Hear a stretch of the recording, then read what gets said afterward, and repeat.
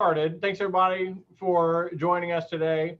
We will continue to meet virtually through February, and we'll reassess meeting in person in March at our next board meeting. With vaccines rolling out like they are, I think we'll still be meeting virtually until there's a consensus of how successfully Indiana is being vaccinated. Next week, we'll have Don Kniebel from Barnes and Thornburg leading a panel with Rabbi Sasso coming back, Pastor Shaw and Rami Shaid of a religious panel in trying times. And then we've got John Elliott, CEO of Gleaners. And February 25th, Rafael Sanchez is going to be emceeing the Abe Lincoln Awards via Zoom. So we'll mail out Kleenexes ahead of time for the uninterrupted stream of tears, but that should be a fun twist, as charismatic as Raphael is. And thanks again to Miss Wendy Paddock for her leadership. And then March 4th, Graham Honecker, future best-selling author, will walk us through his Cinderella strategy, the game plan behind Butler University's rise to prominence. This is the second week in a row we've had someone noted in IBJ. So well done, Mr. Patrick. And March 11th, we've got Nate Feltman, the CEO of the IBJ. And coming up in March, Carmel Mayer. He's going to bring a roundabout with him to his Zoom. And I'm just kidding. You might consider giving to our club today in lieu of what you would have paid for lunch. And join the board for 21-22 term. I believe those asks are going out as we speak, if they haven't already. And some of the news we were talking about before the formal start today, Taylor Jacoby is pregnant with baby number 3 and will be leaving us this spring. So please give your heartfelt thank you to her, and you can thank her husband, who is going to have her blessedly devoting her time and organizational capacity towards those 3 little rugrats. So as a committee member who has relied on Taylor for a number of years, I really had a lot of trust in anything I asked her to do. I knew it'd be done about 5% better than I could do it myself. So we will miss you, and we look forward to you being able to come back and help get your replacement trained up as needed. So again, Taylor, you will be missed very much. Thanks again for your years of dedication, and we hope this won't be the last that we see of you. So with that being said, I will turn it over to Ethan Heemer from Marian University, who will introduce today's speaker, Patrick Tamm, CEO of Devour Indy and the president and CEO of the Indiana Restaurant and Lodging Association. All right. Thanks for the opportunity, Eric. This is cool. I get to be a member for a month, and I get invited to introduce a really impressive speaker. So, thank you for that. It is my pleasure to introduce Patrick. As Eric mentioned, he's the CEO of Devour Indy and the president and CEO of Indiana Restaurant and Lodging Association. He is also the founder of Tamm Capital Group, an association management and government affairs firm. As a public policy and association management professional, he leads in the intersection of policy, politics, and media, in addition to managing statewide trade associations in all facets of the organization's mission. He also serves as government affairs advisor for multiple clients. As a registered lobbyist, Patrick focuses on issue management, procurement strategies, and government affairs on behalf of business, trade associations, and nonprofit organizations. Patrick holds a diverse background that includes developing business for national construction management firm leading a civil engineering firm, and serving as a multi-client lobbyist for the largest law firm in Indiana, as well as a boutique government affairs firm. He has represented clients from all levels of government, where he has successfully advocated and defended trade associations, businesses, not-for-profit interests, among others. Early in his career, he managed a congressional campaign, served as the executive director for then Indianapolis Mayor's Political Committee, and worked for the Indiana Republican State Committee as an assistant chairman. He was also a volunteer advisor for Governor Daniels' campaign, as well as a Republican and analyst for Wish TV. He has a Bachelor's of Science degree from Ball State University, where he studied political science and sociology. And maybe most important, he can give us a peek into the mindset of how the heck the city's going to plan for the NCAA tournament and feed all these coaches and athletes that are coming our way. So please join me in giving him a round of applause, welcoming Tamm. We're excited to have him here. Hey, thanks. Thank you. Thank you, Ethan.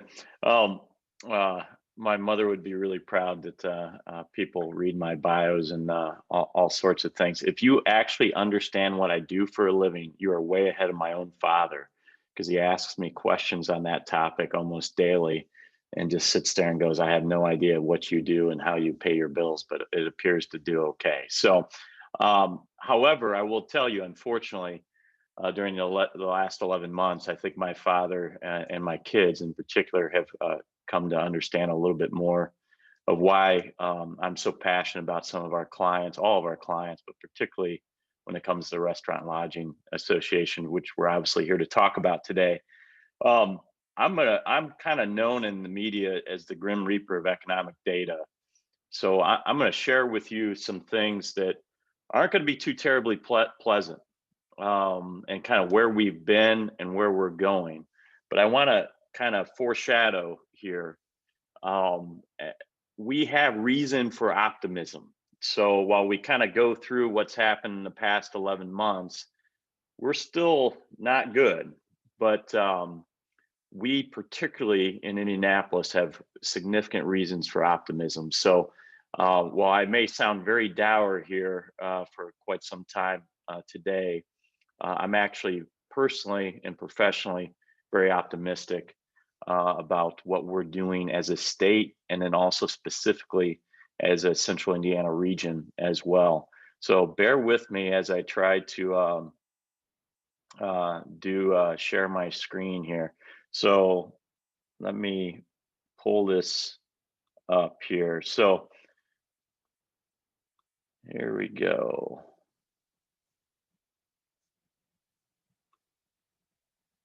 Can you all see my screen right now?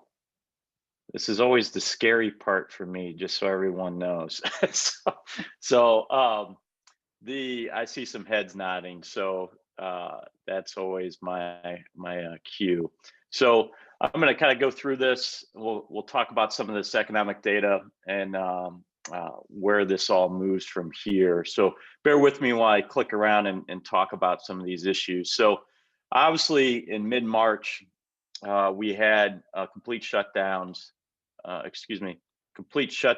of Indiana restaurants, as well as hotels. Now, hotels always stayed open. They were deemed essential. So hotels did stay open. A lot of hotels across the state of Indiana did close. So want to just go through where we were and where we ended the year very quickly. So in April, what the impact was 83% of Indiana's restaurant workers had been furloughed, had been laid off. What did that mean? Over 215,000 people in the Indiana restaurant industry lost their jobs in one day, effectively. In hotels, we don't employ as many, but hotels immediately went from employing 600 people to 5 in one morning. It was a mass layoff. People didn't quite understand what was happening, including our elected officials. We had tremendous decline right away. We had $920 million lost in sales just in the month of April, just in restaurants. 66% of Indiana's restaurants from that March time period until May flat out closed. Flat out closed. So think of it this way, my hair is not the most challenging thing to cut, but my barber did not make back those 3 haircuts that I pay for. Restaurants are not making those dollars back that they closed or when they had that. Right away, we saw some restaurants permanently closed. At that time, it wasn't overly significant. There was 2% at that point. How did we end the year? So nationally, we lost over $14.1 billion worth of sales. 75% of restaurant operators had furloughed or laid off their employees. The reality was that we lost millions upon millions of jobs in the restaurant space.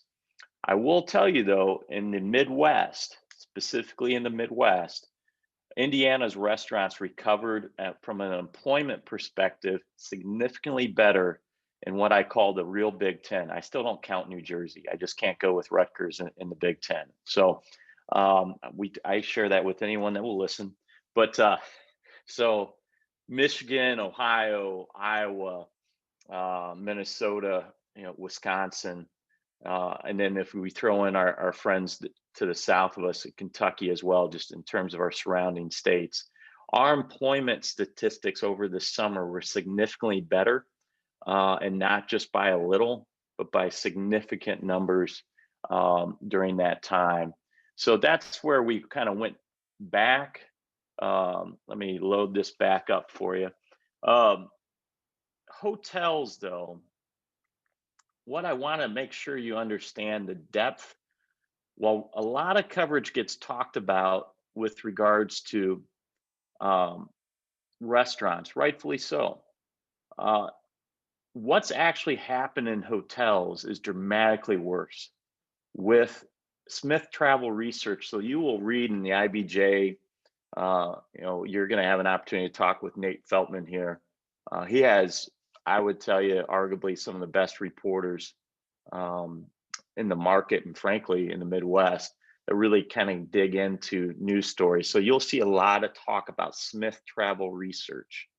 So that's STR, so STR data. The hotel world is data intense, always has been data intense. And our reality is that the number of jobs that we have lost and permanently at this time, we've wiped out 10 years worth of job growth in the hotel segment nationwide. We're no different here in Indiana as well. But let me, if I can play around with this here. Let me go back here. I apologize. So what I wanted to kind of seize into, and you're going to see this comparison to other financial crises. Now realize this was in June. So you see the recession of 2001 and 9/11, recession of 07 to 09, and what we just fell off a cliff in the hotel segment. I can tell you right now in Indiana, we had single digit hotel occupancy. We did not bottom out at 25%. We went lower. This is a data set from June of 2020, which you'll see in the lower right-hand corner there on that screen. But that is where the job loss, which then corresponds with revenue loss for states, municipalities, and so forth. Indianapolis particularly felt this tremendously hard. We are the #1 market for conventions and groups. We're the only market in the United States that group rate is actually higher than leisure. We are built for exactly groups, conventions, major events, those types of pieces of business. Leisure is good, but it does not dominate our market in Indianapolis. So let me toggle back here, but so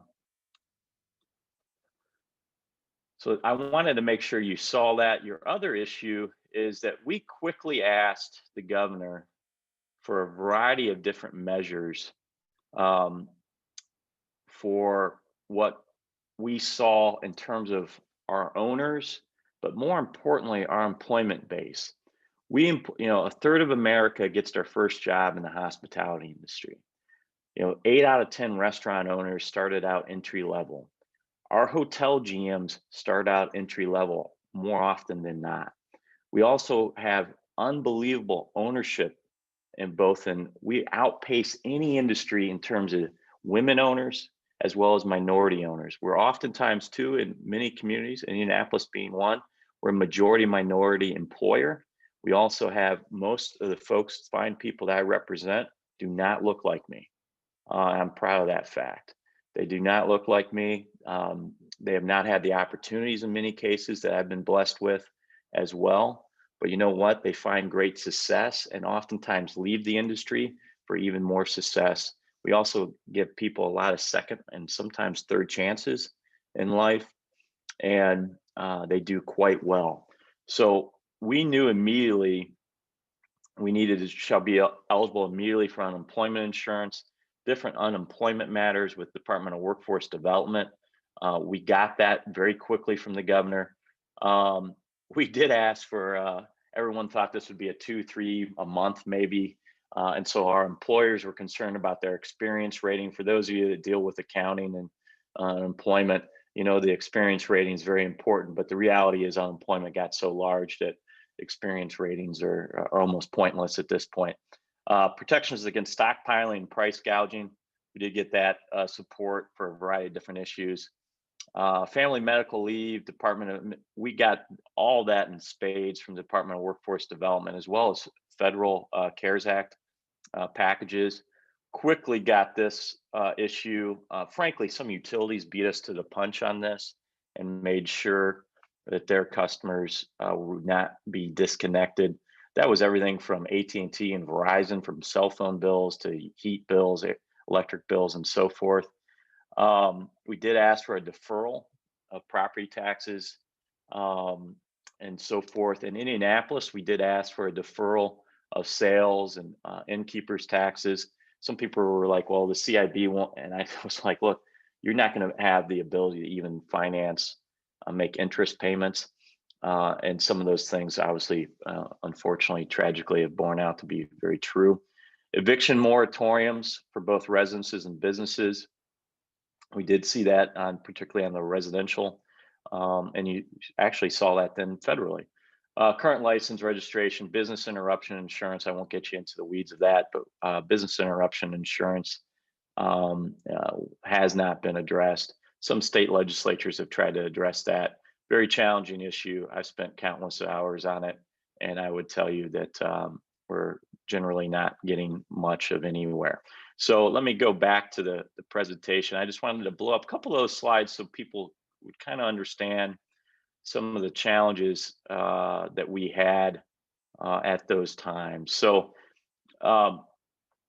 where are we now? Let's focus on where we are now. So hotels, we've released both hotels as well as National Restaurant Association as well, kind of their projections for 2021. We project 50% of hotel rooms in the state of Indiana to be empty for the foreseeable future. Nationally, hotels will add 200,000 direct hotel operation jobs. It will be 500,000 jobs below. Business travel is forecast to be down 85% compared to 2019 and only ticking up slightly. When I say slightly, think single digits. Business travel and getting people back to their offices is absolutely critical. In Indianapolis, we used to have 145,000 roughly individuals from the suburban donut counties come to the mile square of downtown Indianapolis to work. Today, there's some people that say we have 10 to 20,000. I think that's being very generous based on what we see from a business activity level in downtown Indianapolis. Now, let's be clear though, every downtown in America is faced with this challenge. This is not unique to Indianapolis. This is not unique to Fort Wayne, not unique to Evansville. Central business districts across the country, as well as Europe as well, have been absolutely obliterated because people continue to work from homes or different places, but oftentimes not the office. That is a significant challenge. Liability that businesses are concerned about by, I mean, frankly, from various lawsuits, trial lawyers, and so forth, is a significant concern for many at this time.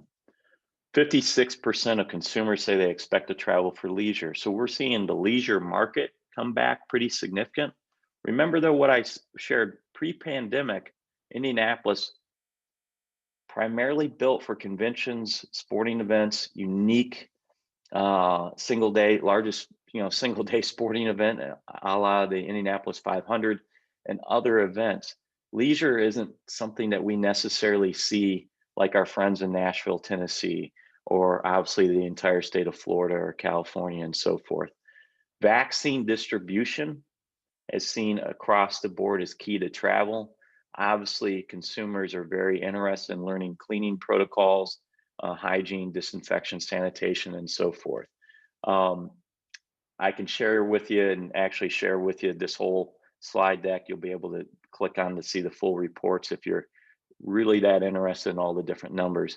Where are restaurants going? So we were down $240 billion worth of sales across the board.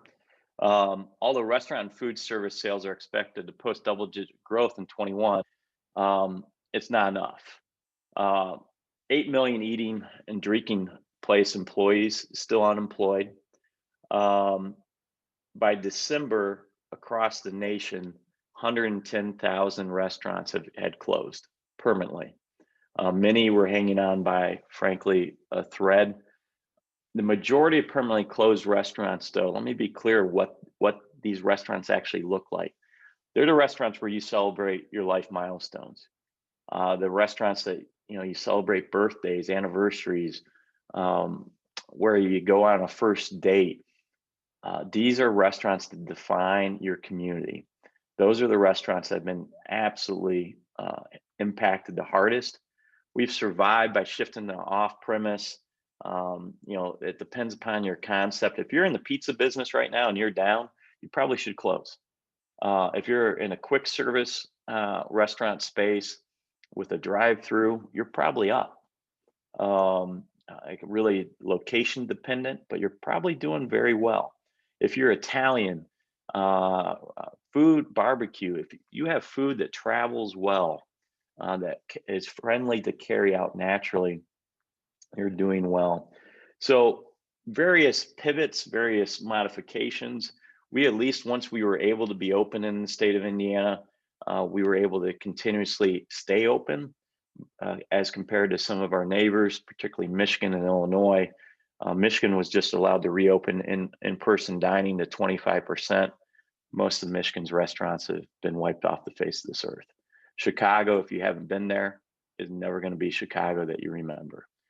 Chicago has been dramatically changed.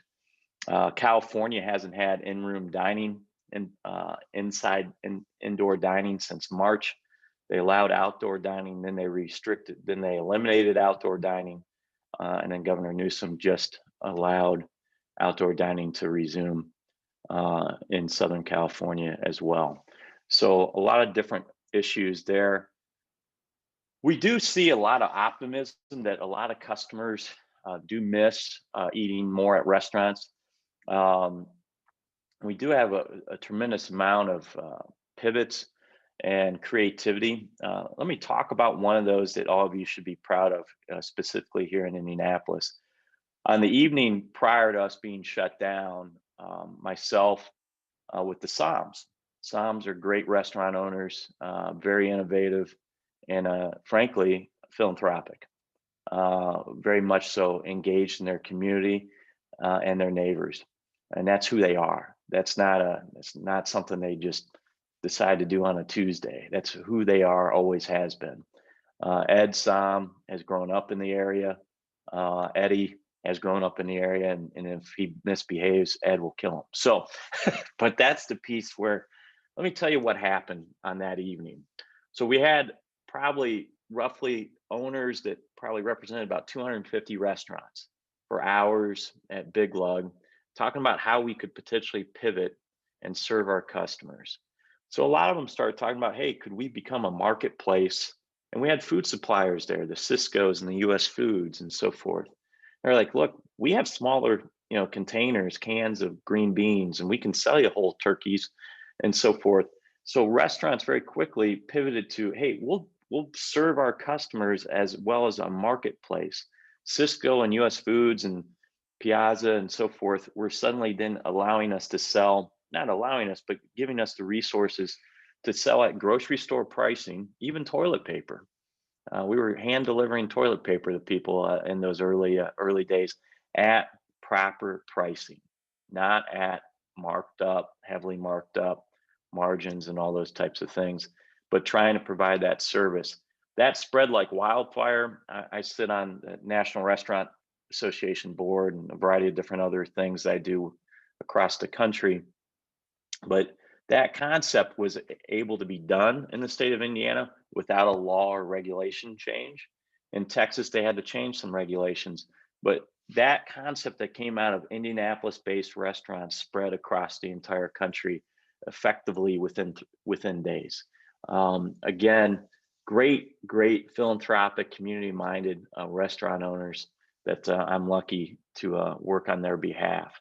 So where are Indiana restaurants? So we released in early November economic data through the month of October. We're actually currently out right now getting additional economic data and updates. But this is where we were going into what is normally on good years, any year, November and December, which are arguably our best months of the entire year. December carries most restaurants through into March or April, and we'll talk about that. So through October, 20% of Indiana restaurants were permanently closed. We lost 20%.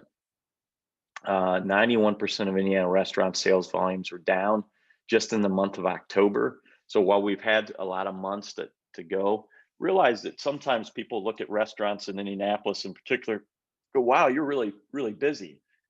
By now, most of them, not all, but most restaurants have removed 50% of their seating, because to do social distancing with restrictions, they've just moved their tables off the floor, their chairs off the floor as well. So you're not actually looking at what their floor plan and what their performa actually is. You're looking at something different. So 60% though were experiencing higher labor costs. 29% of Indiana's restaurants were considering a temporary closure until conditions improved. What does that look like? Reduced hours, days, I'm just not going to be open Sunday and Monday. So 40% expected to reduce employment as well. This is the significant issue that really made me almost lose my mind in November and December. 33% of Indiana restaurants at that time, without additional federal relief, expected to close permanently, lose their business. So that would have added up, just on my daughter's 5th grade math, she could have done this in 1st grade, over 50% of Indiana's restaurants were staring at potentially closing into the new year. We obviously did get some additional federal relief, which we were thankful of, but let me show you what happened between November and December across the nation. We lost jobs. During arguably what is our best months, we lost jobs for the most part throughout the entire country. There's obviously some outliers, mostly in the Southeast and Texas and Louisiana. We can talk about why that is later if you'd like.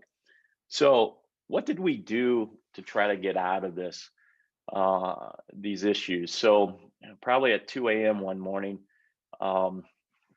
crazy myself, started talking about, okay, we need customers to realize that they need to be healthy to come into restaurants. You need to actually think larger than yourself, right? We're really frustrated with people not wanting to wear masks because frankly, wear masks, it's good for you. It's reducing other illnesses, clearly. At the same time, it allows somebody to potentially keep their business open, or your neighbor to keep their job as well. So it really talked about what we expect from customers, but also more importantly, what we're going to do for our own teammates. So if you go into a restaurant today and you're a health official, you can actually look at temperatures of every employee for every shift, since we were able to start doing carry out and delivery, but particularly when in-person dining started. We have records of all of that. Now, we can't share that with every customer, obviously, for personal health data, but we do with local and state health departments. There's a variety of different measures in there. The governor and the lieutenant governor really thought it was great, and they've put some marketing dollars behind that, and you will continue to see this be utilized.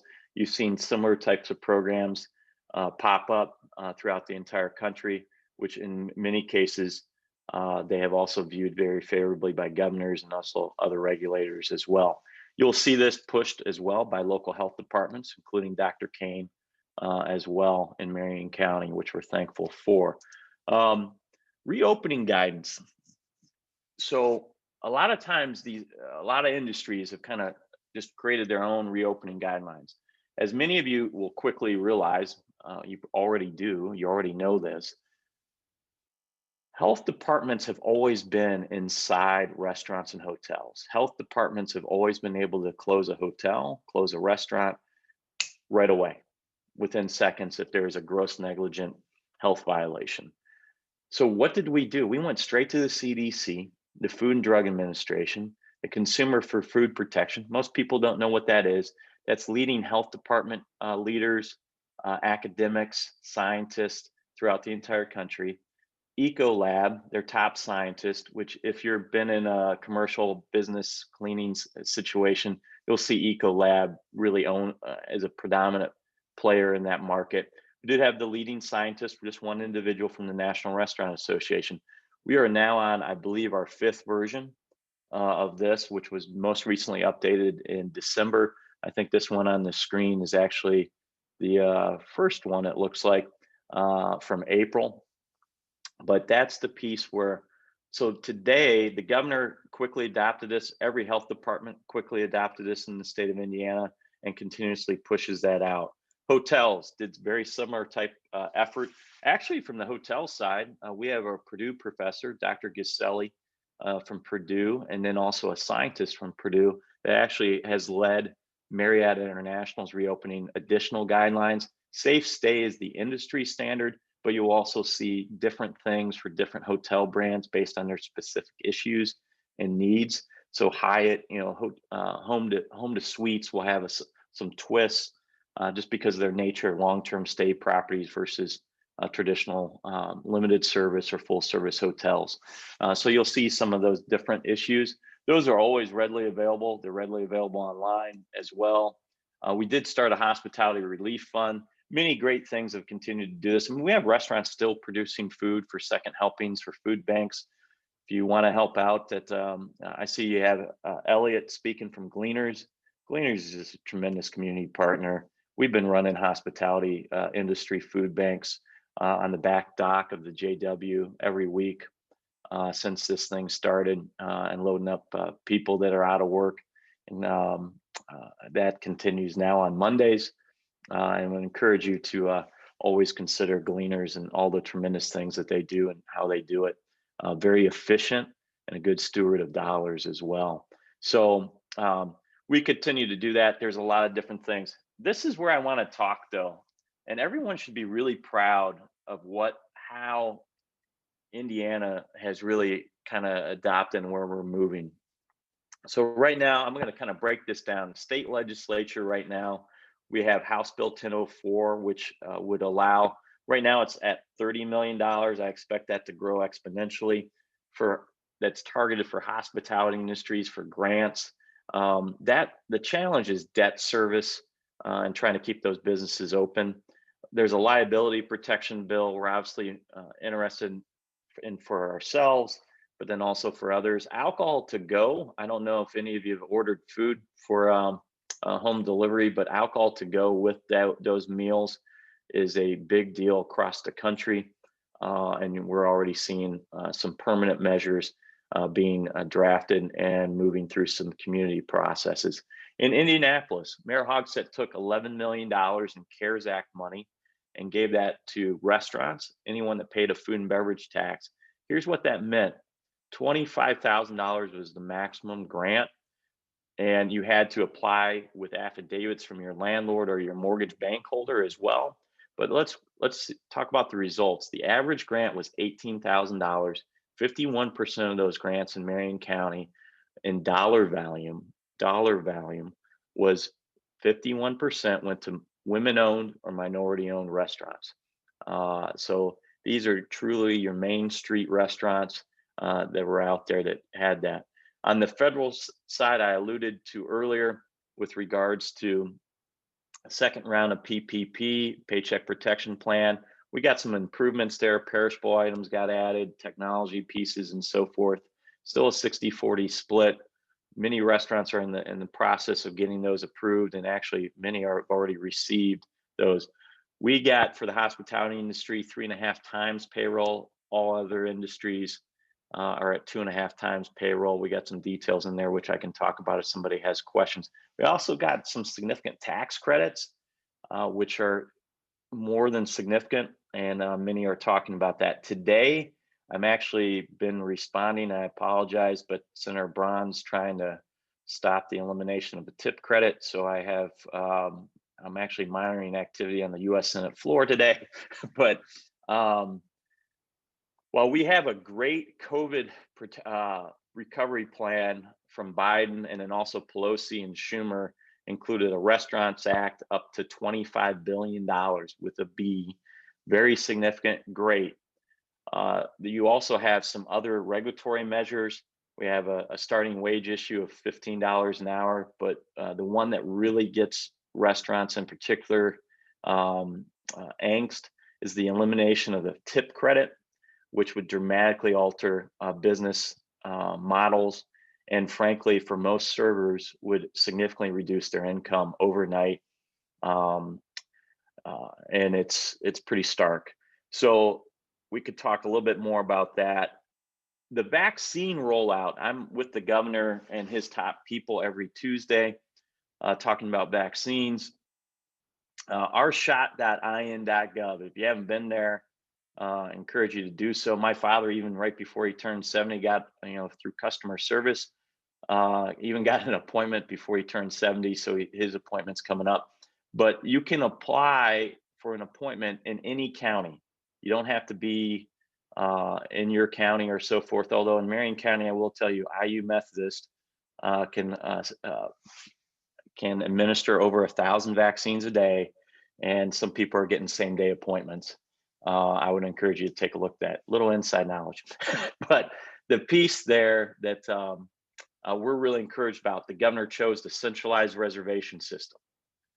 A lot of states, you have to call your local health department, not working well. Clear and consistent messaging, one source. You can absolutely utilize 211 as well.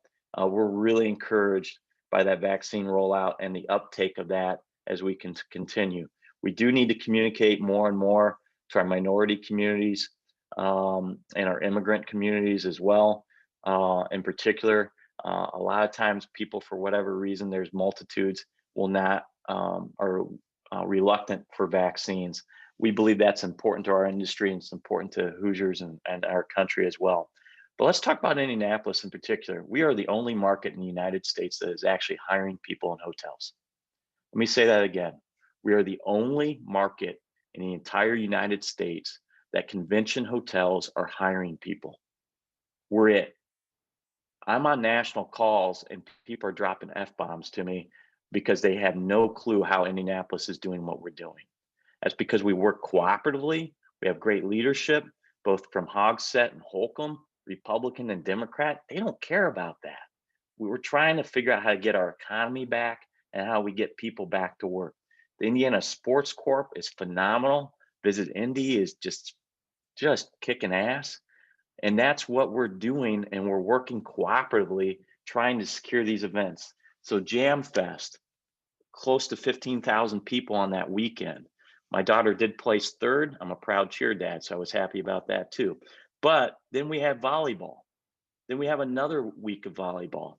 We do have some NFL players coming in town. The combine may be quote unquote canceled, but all that MRI imaging and all those images are being done at IU Health still, just like they always have.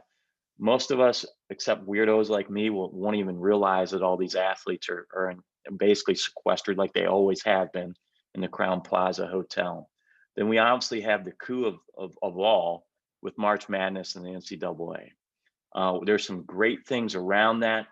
We think we could potentially have some fans, maybe from Sweet 16 on. We're doing a restaurant program. We got hotels feeding people, obviously, as well. But the marketing dollars alone, we are known as the best convention city in America per USA Today. We're known that way through event planners and management. The calls, the questions that we're getting already just because of that notoriety. The Big Ten earlier today finally came forward and said what we've known for months. There was no way that Chicago was going to host that. We're going to host that, right? And you're going to hear more and more of those types of events that will be coming to Indianapolis in a safe manner. Maybe they have fans, maybe they don't, but the notoriety that we get and the marketing value that we get for our hospitality industry is tremendous. This past weekend, we had 80% occupancy in some of our largest hotels in the state of Indiana. We haven't had that type of business since early March of last year. Now, we may take all week to clean those rooms because we don't have the employees, but all we can do any day is put one foot in front of the other. But let me be clear, we're the only market in the entire United States that's actually hiring people in the hotel space, particularly convention hotels. That's something that people should be proud of. Those folks that are working right now are trying to do everything right, so their family member, in most cases, their friend, maybe has an opportunity for a job. We are running Devour Indy right now, so some restaurants are seeing some good business as well. And those things are going, we're optimistic. You know, more people are doing vaccines. When we open up 65 to 69 on Monday, 112,000 Hoosiers signed up and got appointments. 112,000, that's a good number. There's reasons to be hopeful. So while I kind of tried to gloss over my Grim Reaper data set, and I tried not to talk about it too much, the days ahead have reason for optimism. So with that, I think I'm just going to take questions and try to play around with that. And Trina, thanks for that Hoosier Hospitality Promise link. If people want to sign up, you know, dentist offices can do that as well. You get some free stuff, if you will, and those types of matters. I'm open to any and all questions. If you want to talk federal issues or anything of that nature, or state or local, I'm more than happy to do that. Well, thanks, Patrick. As someone who was in the restaurant business for 10 years, I went to Culinary Institute of America and spent time at the Ritz-Carlton in Florida and worked in Manhattan for 10 years. It's nice to know there are people like yourselves sticking up for all the small business owners out there, the employees out there. That might be the finest command of statistics we've seen on a Kiwanis Zoom call in the past couple of years. So thanks again for your time. If you wouldn't mind, you had touched on the elimination of the tip credit. If you could just articulate that a little bit and then kind of give your outlook for what the summer will look like, if you know, outdoor dining or food trucks, or just kind of your outlook for the you know, second half of 21. Yeah, so I'll talk about tip credit here real quick. So tip credit right now, so I'm going to use real numbers from a Mexican restaurant that is in Fort Wayne, been open since 1980. Average check average is $12 per person. So if you have a table of two, it's $24 would be your average check, you know, your check for those two people. He has multiple locations, the owner, and his restaurants, his servers, realize today 95% of payment in restaurants are by credit card. So we have data. Servers underreporting tips is pretty hard to do today. That maybe I may have done early on in my life. I don't know. Eric may have done too. But now it's almost next to impossible. So restaurant owners know exactly what servers are making. His servers with a $12 check average per person are making no less than $25 an hour, and oftentimes in excess of 30. It's anywhere from $25 to $38 per hour on average, on a $12 check average. This is tacos, quesadillas. I do encourage you to try the chimichanga at Bandito's in Fort Wayne. That's very good if you're ever in that neck of the woods. But you know, this morning I was on the call with Chris Clifford, who really runs the operations and purchasing for Craig Hughes Hospitality, St. Elmo's, Harry and Izzy's. Their servers make substantially more because those check averages are substantially higher. But let's go back to the Banditos in Fort Wayne, $12 check average. He pays on tip credit just close to about $190,000 per year for his servers. That would go up to, because all of a sudden he'd have to pay $15 an hour, in excess of $900,000. He doesn't have that kind of money. He would be immediately in the red. Some fine dining establishments would also be immediately in the red in their particular situations. Now, you either change your business model to counter service, so you eliminate jobs, but even servers are used to making 25, 38. There's some servers in downtown Indianapolis pre-pandemic here, let me be clear, pre-pandemic, they were making 75,000 or more. Some were making six figures. Some of them have a book of business. I mean, clients, customers call up and ask to have this server. And so that's where some of those things do occur. That tip credit is very concerning to Martha Hoover. Martha has come unglued on me a couple of times on some issues. If you ever want somebody to really tell you that as it is, invite Martha Hoover. She's a gem. She is internationally and nationally known as a phenomenal restaurateur, but also a leader in a lot of different other issues, and really kind of defines that community-minded restaurateur that we see so often. So, and then Eric, your next part was, could you remind me on that? Just outline what you expect to see this summer. I mean, if we've seen outdoor dining really evolve with heaters and igloos, what you see, if some of these restaurants are going to come back in the form of food trucks, or just how you see, outdoor dining, things like that. Yeah, food trucks are actually pretty hard because of a cost structure and their throughput. You just don't get much volume out of a food truck in terms of efficiencies. But what you will see, we're seeing the vaccine uptake to be pretty significant. Obviously, we need that across the country. PopCon, I don't know if people are PopCon attendees on this group. They announced that in July, they plan to have their convention in Indianapolis and have attendees. That broke kind of the seal, if you will. And, we're really hopeful that there's the Archery Association. So that kind of sounds like gym class to me. So I call them the bow hunters. That's just kind of like a little bit more crazier to talk about. So the bow hunters have been, slamming beers at the bar since, March. But that group wanted to attend. We saw great hotel pickup and reservations. But here's what's going on. A lot of those sponsors that make those types of events work have travel restrictions. They have liability concerns, vaccine concerns. So we're seeing some of those businesses actually change that. We have a big truck show that obviously didn't happen. So that has changed. What's occurring though right now is that we're getting into decision-making time period for people that potentially may have a second year of cancellations. So Gen Con, most people from Indianapolis are pretty familiar with Gen Con. If you ever truly want to see people enjoying themselves, I would encourage you to just come downtown and do some people watching. I'm not into that, but I tell you what, I love seeing people having a great time and really having fun. It is their World Series, their Masters, whatever you think is your thing, this is their thing. And they're a great group of people.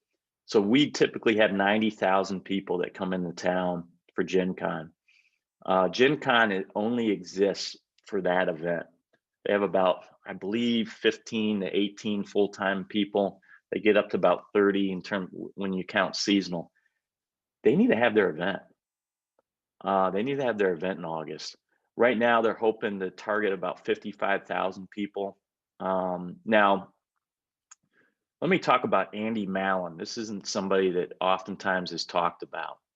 He personally has saved thousands of jobs, personally, because of the creativity of how and cooperation, how the Capital Improvements Board has managed that Indiana Convention Center. We've been able to do youth sports through the summer. We led the country on weekend uptake of hotel rooms through the summer. It wasn't through sexy stuff. It was through youth sports. Grand Park opening in Westfield. I mean, Grand Park was on pace to do over 750,000 room nights this spring, summer, and a little bit into the fall. Obviously, that didn't happen, but getting them open this summer saved countless jobs. But then also the convention center in Indianapolis also invested in some air handling issues, really gotten really scientific in terms of how they move people in and out of the building. And frankly, youth sports parents, I'm one of those crazy youth sports parents. It just is what it is. If they tell me how to behave, I just want my daughter to compete in her cheer so she's happy and that she can be thrown in the air and scare the living daylights out of me. But my boys just want to play baseball. You know, my oldest one throws a baseball over 90 miles per hour, and I can't even see it anymore because my eyesight's so bad. But the reality is, youth sports parents, for the most part, there's always a jackass in the group, as we all know, right? But overwhelmingly, they're like, hey, tell us what we need to do, just because our kids just want to do something. So we've seen that. It's also taught kids how to wear masks. My daughter is 70 pounds. She's in 5th grade. She gets thrown by freshmen and sophomores in high school in the air. It's pretty high. It's pretty spooky, but she wears a mask for 3 hours at practice. The only time that mask comes down is when she takes a drink of water. She just competed in the Wisconsin Dells this past weekend. You have to wear a mask to compete too. So she doesn't care.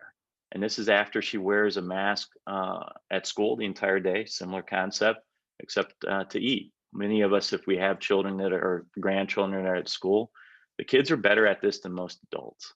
My daughter is great at it.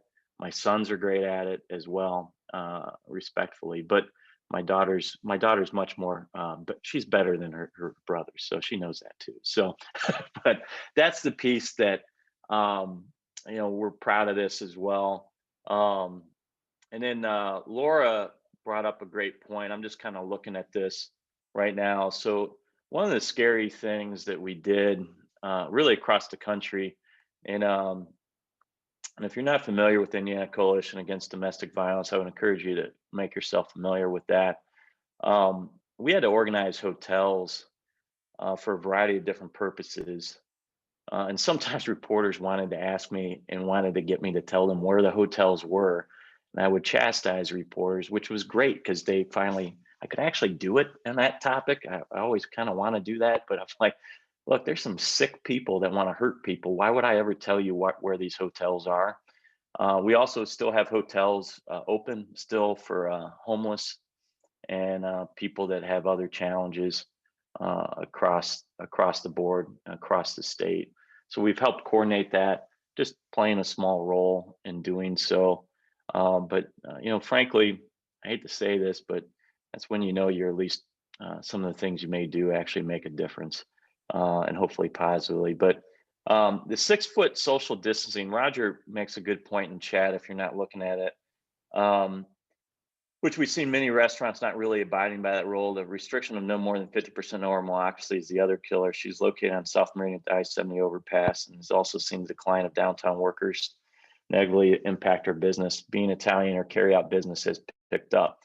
I may know which restaurant you're talking about. The reality is that a lot of restaurants that do follow the guidelines at 6 feet social distancing are doing a great job. It does harm them. So like in the state of Indiana, we're actually allowed to be 100% occupied, but at 6 feet social distancing, the best you can do is maybe 60%, most likely 50, depending upon your floor plan and how your building is structured. But that has been a challenge and will continue to be a challenge. Obviously, some people do different things. And your observation, I'm not going to tell you you're wrong. I've seen it myself. But the downtown workers and normal traffic patterns is a big impact negatively on that. Like Mikado, who sushi actually has done okay during this time period. Her restaurant, I mean, it was greatly impacted. It was totally frankly physically destroyed after a bad weekend with riots. But that's the piece where, she's actually closed right now for after the holidays. So you'll see some restaurants right now kind of taking a breather. They're getting PPP. There's a employee retention tax credit. If you know of anybody in the restaurant industry, particularly Roger, your employee retention tax credit, a lot of restaurants, they need to be talking to their CPAs. Their 2020 tax credit on that is almost equal, almost across the board, of what they may have received in PPP. And then we got an increase for that, which will then be paid quarterly for restaurants. If you're in the accounting space, I would encourage you to familiarize yourself with it, particularly for those of your clients in the hospitality space. It's significant that we've been able to receive some of those benefits for those in the hospitality sector as well.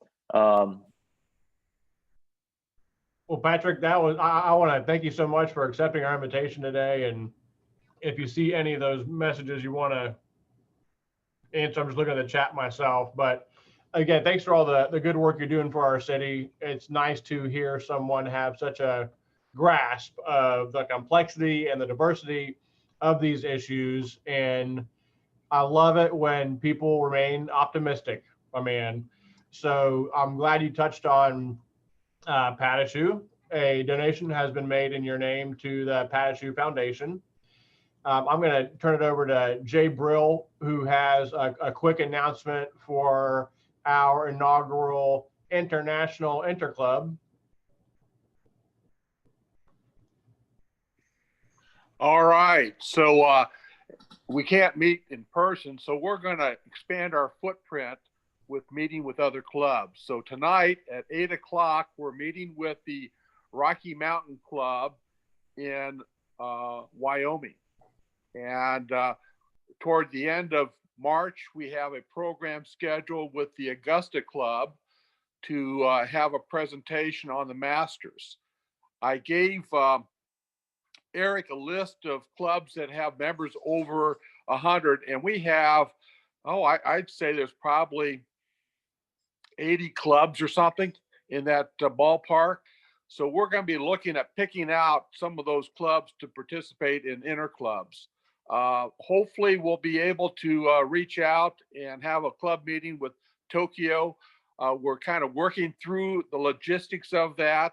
If there's any club that you'd like to visit, I think it's going to be fun to kind of reach out and find out how other clubs are handling themselves in their communities. So tonight with the Rocky Mountain Club, we're going to hear about their club, what their signature project is, a little history of their club and their community. So it should be fun.